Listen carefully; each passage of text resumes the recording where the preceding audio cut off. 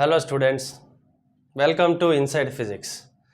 Today we are going to discuss about Kirchhoff's laws and Wheatston bridge. This is a topic related to current electricity. So here we are going to analyze some electrical circuits based on the previous theories, like some resistors and cells are connected in series and also in parallel. So based on these formulas, series and parallel connected in some electrical circuits, we have actually taken into consideration what is the current flowing through the circuit and what are the potential differences across various sides of the electrical circuit.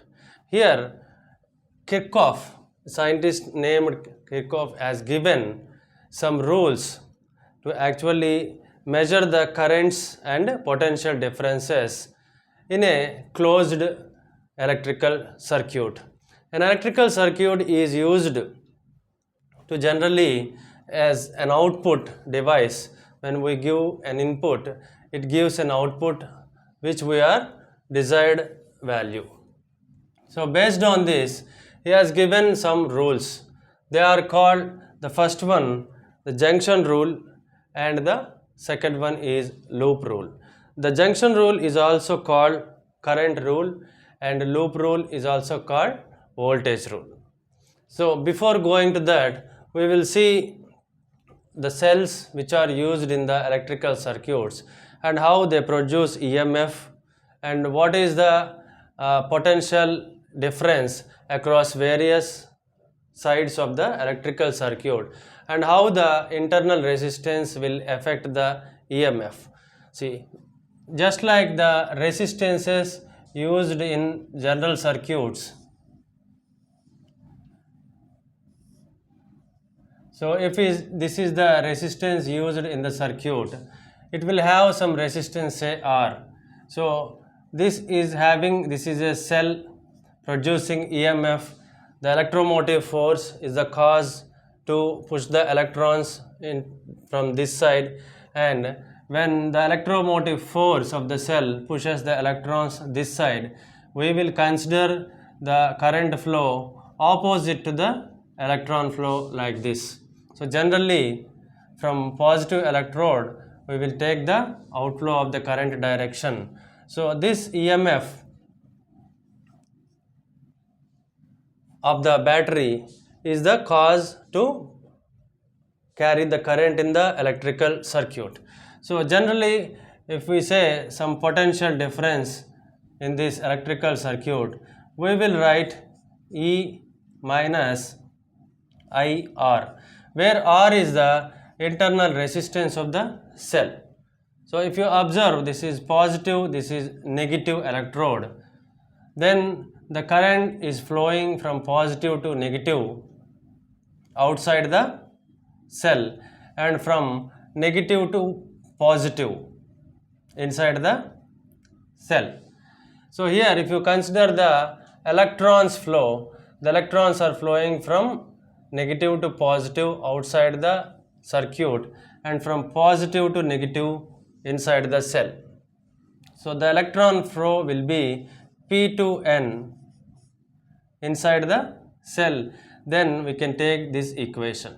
If you consider the electron flow from N to P, the potential difference will become E minus of minus I R. So when the electron flow is N to P, then the potential difference will become E plus IR. So where R is the internal resistance of the cell. So internal resistance also plays a role to decrease the electromotive force of the battery.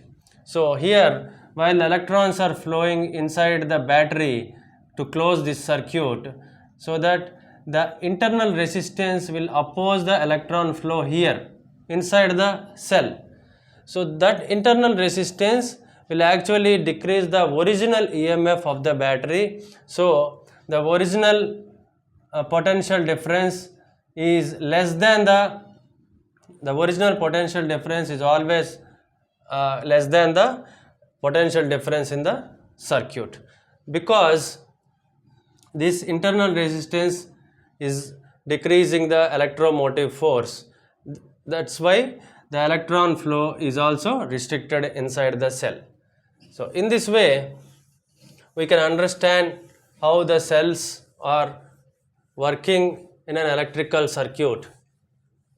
So now we see what are Kirchhoff's rules. The first one is junction rule. Whenever we call a junction, that means it is a point where some inflow and the outflow is taking place through this particular point. Suppose in this the circuits, generally the current flow we observe from one point to another point or from one direction to another direction. In this way he has given a rule like this: if the currents flowing towards a junction are taken as I1, I2, I3, and again the currents leaving a junction are taken as I4 and I5. So the rule mentioned by Kirchhoff is, see, the algebraic sum of all the currents coming towards a junction is equal to the sum of all the currents leaving the junction. That means we can write the junction rule as I1, I2, I3 is equal to I4 plus I5. The sum of all the currents coming towards a junction is equal to sum of all the currents leaving the junction. So these currents means the current is nothing but flow of electrons. The flow of electrons per unit area of cross section of the conductor is taken as current, and the number of electrons are actually added here. The current means flow of electrons. So in this way I1, I2, I3 will become equal to the leaving current I4 plus I5. So this rule is applicable in the junction points of electrical circuits, and we can understand how much current is coming towards a junction, and we can also calculate the how much current is leaving the junction with this rule. And the second one here is the voltage rule, or it is called loop rule.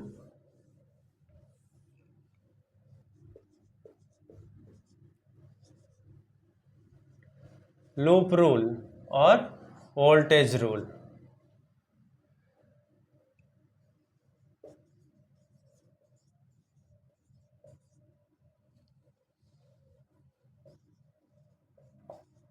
So the junction rule is also called current rule.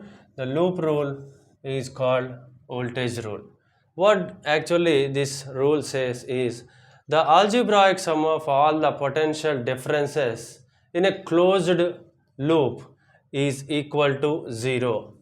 That means if we take any closed loop, suppose there are some resistances, and we know an electrical circuit is always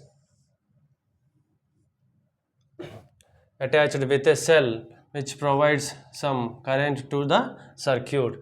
If these R1, R2 are two resistors, so here the current flowing through this is I1, and if this is the current flowing through the resistor I2, so this is the current flowing through the cell.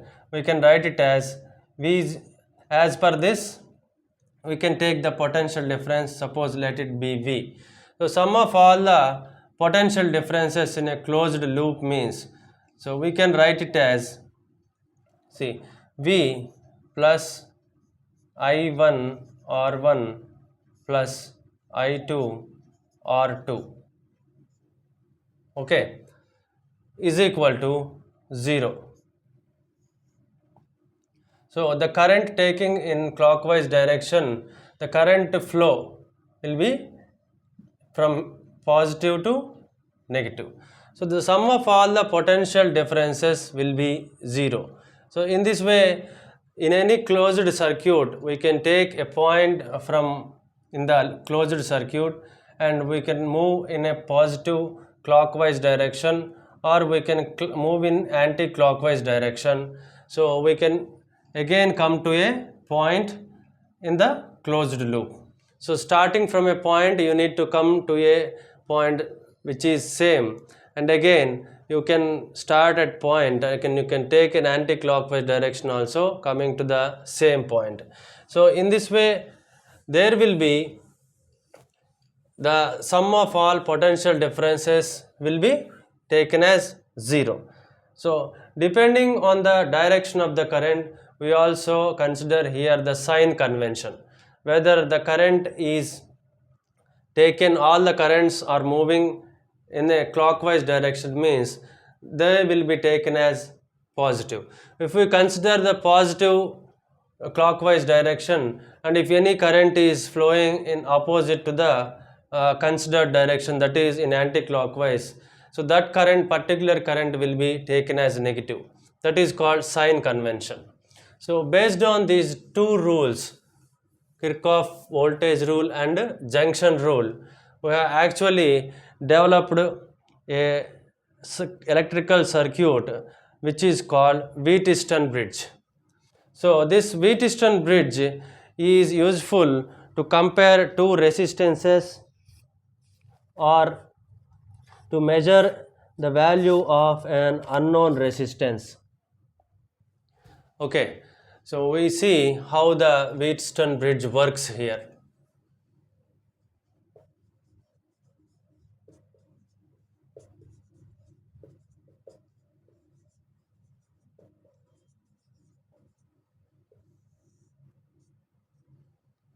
See, this is a electrical circuit where 4 resistors R1, R2, R3, R4. See here, we need to mention R3 and this will be R4.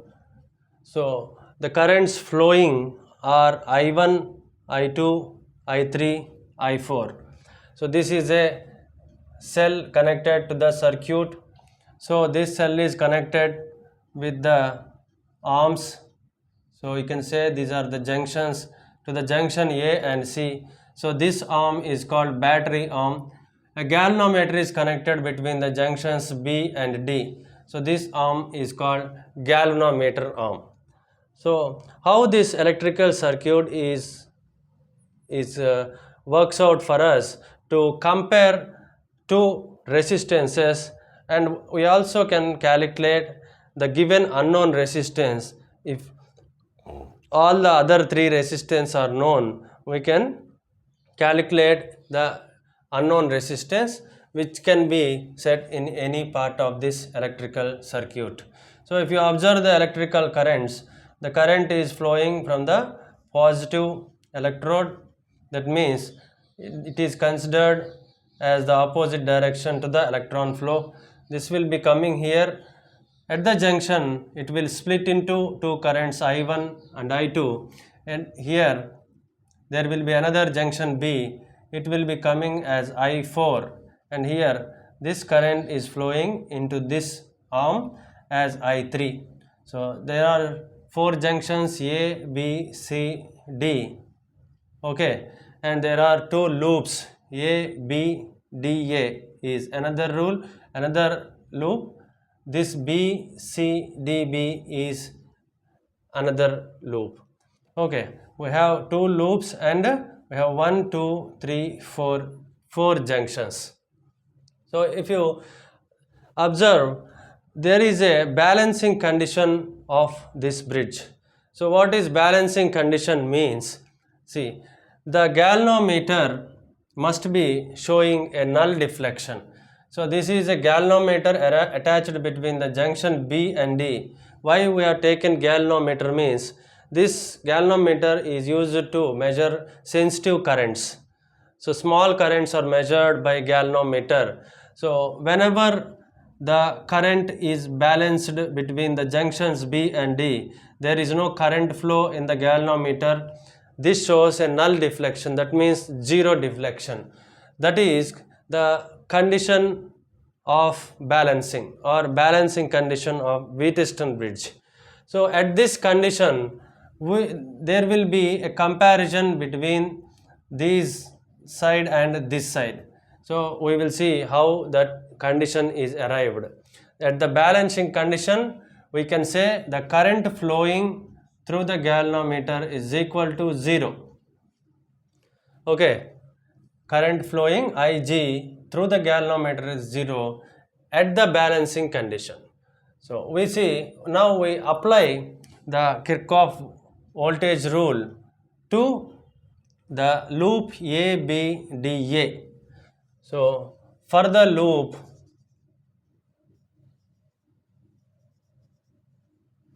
ABDA, we apply Kirchhoff rules. We take the direction as from ABDA, that is in clockwise direction. So here this I2 R2 is taken as positive I2 R2, and this is taken in clockwise direction. The current I1 is moving in the anti-clockwise direction to the direction what we have taken, that is opposite to the direction. So we consider that as per the sign convention, we consider it as I1 R1 is equal to 0. This is the first equation, and we have applied Kirchhoff voltage rule to the loop ABDA, and we apply this rule again to the second loop BCDB, and the current direction here we take as clockwise from BCDB. So for the loop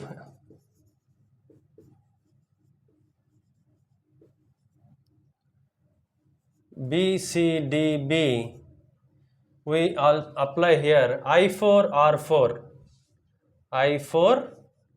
R4, and again if you are taking this direction, this current is opposite to the direction taken by us. So this will be I3 R3 is equal to 0. At the balancing condition of the Wheatston bridge, where there is no current through the galvanometer, we can write I2 is equal to I4. So I3 is equal to I1. At the balancing condition, we can consider that the current flowing on this side is equal to current flowing on this side. That is what the balancing condition is about. So here if you take this one and this one, we take this I4 as equal to I2 or 4. I place I3 in place of I3, I put is equal to 0. Okay, this is equation 2. So by equation 1, what we can write? I2 R2 is equal to I1 R1. Okay, that implies I1 by I2 is equal to I1 by I2 is equal to R2 by R1. Okay, and again here if you observe by equation 2, what we can write? I2 R4 is equal to I1 R3 is equal to, okay, this we can write. So by this, what we can write? I1 by I2 is equal to I1 by I2.